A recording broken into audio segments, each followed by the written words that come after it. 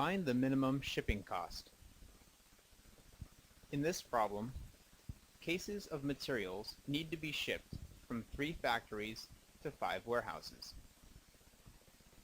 Warehouses are located in Los Angeles, Dallas, Chicago, New York, and Atlanta. The factories are located in Detroit, Washington, D.C., and Nashville. In a given month, the factory in Detroit can produce at most 1.2 million cases of materials. The factory in Washington, D.C. can produce at most 700,000 cases of materials, and the factory in Nashville can produce at most 1.5 million cases of materials. If we assign variables S for supply, S equals 1, S equals 2, and S equals 3 refer to the maximum monthly supply from the factories in Detroit, Washington, D.C., and Nashville, respectively. This data can be summarized in a table. The warehouses in each of the 5 cities have monthly demands, which are 1.1 million cases of materials needed in the Chicago warehouse, 400,000 cases in the Los Angeles and Dallas warehouses, 500,000 cases in the Atlanta warehouse, and 800,000 cases in the New York warehouse. Assigning the variable D for demand, a second table showing the demands for these 5 cities is created. Since there are 3 factories and 5 warehouses, there are a total of 15 possible routes cases of materials can be transported from a factory to a warehouse. Therefore, there are a total of 15 decision variables, X sub SD, used to identify the quantity of cases transported from factory S to warehouse D each month. There are also fixed costs, C sub SD, used to identify the cost of transporting 1 case of material from factory S to warehouse D. The X vector will contain the 15 decision variables, and the cost vector will contain the 15 transport costs. The objective function will be to minimize the product of C transpose X. The transport costs are known and shown here in units dollars per case. As for the constraints, each factory cannot produce more than its capacity, and each warehouse must receive its demanded quantity. Lastly, all 15 decision variables should be non-negative. For the 3 supply constraints, we'll introduce slack variables S1, S2, and S3, so the constraints are in standard form. Initially, the X vector will equal 0, and the slack variables will equal the right-hand side. Since the 5 demand constraints are equality constraints, artificial variables V1 through V5 are added, where artificial variables are also initially equal to the right-hand side for each constraint. Setting up the network tableau, we begin with the slack variables and artificial variables in the basis, and the 15 values in the X vector as non-basic. The entire tableau has a total of 25 columns, 23 variables, the right-hand side B, and the first column which lists the basic variables. To put the tableau into canonical form, we must perform a pivot operation about the non-zero values of the artificial variable columns. Rows V1, V2, V3, V4, and V5 are subtracted from row Z1, and the tableau is now in canonical form.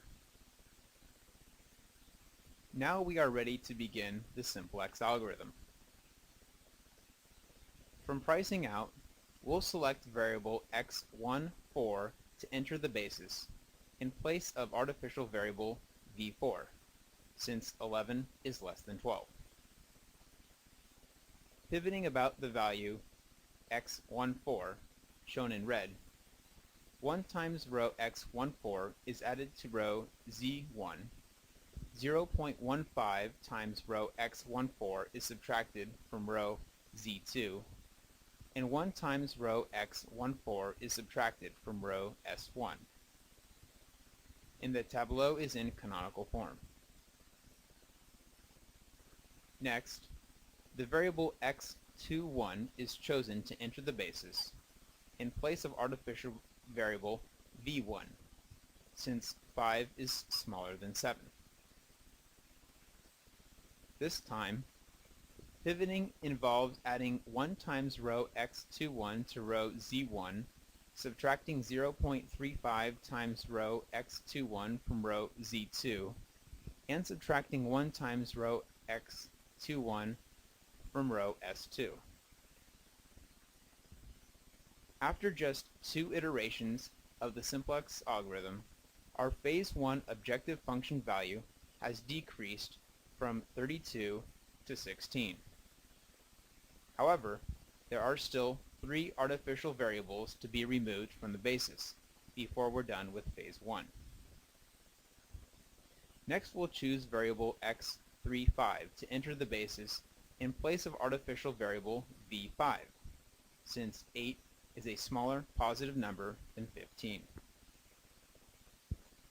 Pivoting about x35, row x35 is added to row z1, 0.85 times row x35 is subtracted from row z2, and 1 times row x35 is subtracted from row s3.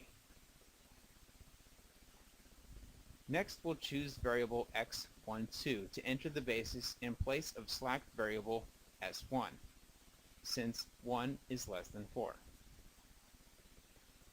Pivoting about variable x12, we'll add 1 times row x12 to row z1, subtract 1.05 times row x12 from row z2, and subtract 1 times row x12 from row v2.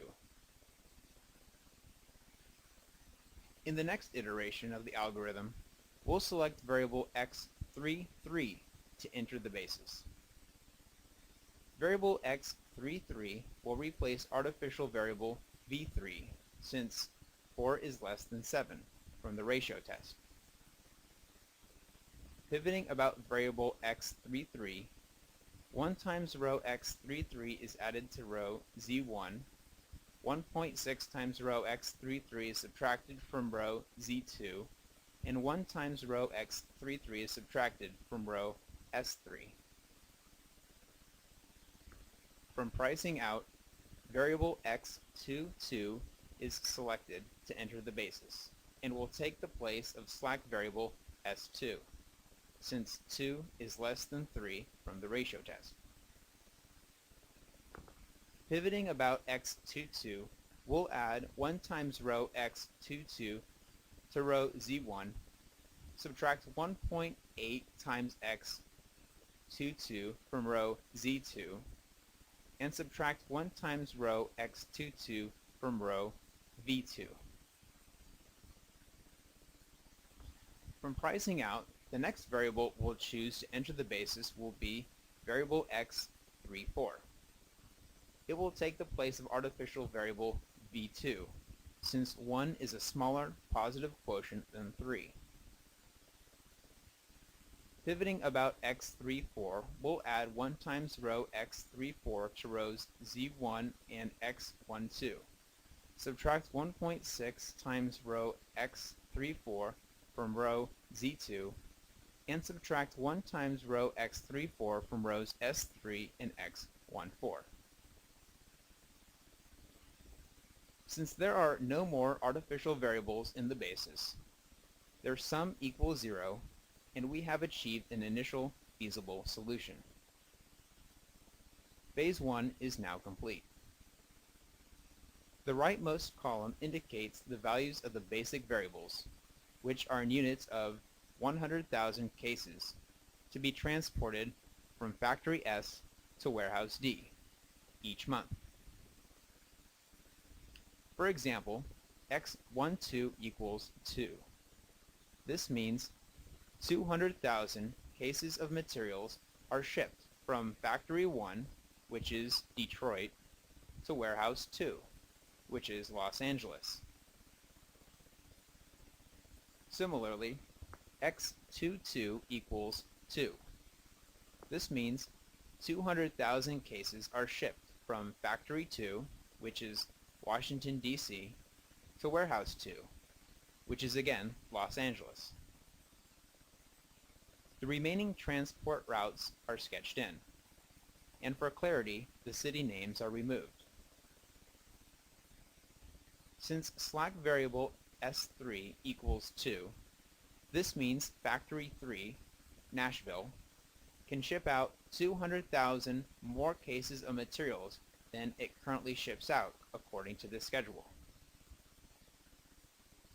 We can confirm this solution is feasible by looking over the supply and demand constraints.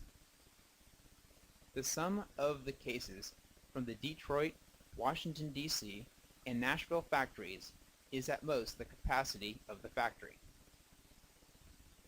Similarly, the sum of the cases delivered to Atlanta, Los Angeles, Dallas, Chicago, and New York equal the demanded quantities at each location. Furthermore, all variables satisfy the non-negativity constraints, and all non-basic variables equal 0. Based on the initial feasible solution, the total shipping cost can be calculated as C transpose X, which equals $2.285 million. Since phase 1 is complete, we can remove row Z1 and the columns for the artificial variables V1 through V5 from the tableau. Now we'll begin pricing out using the reduced cost coefficients from row Z2.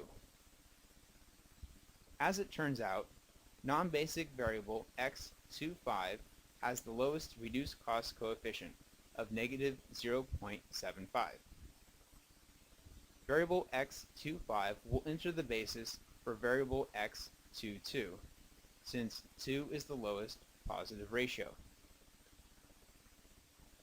The pivot operation involves adding 0.75 times row X25 to row Z2, adding 1 times row X25 to rows X12 and X34, and subtracting 1 times row X2 from rows X14 and X35.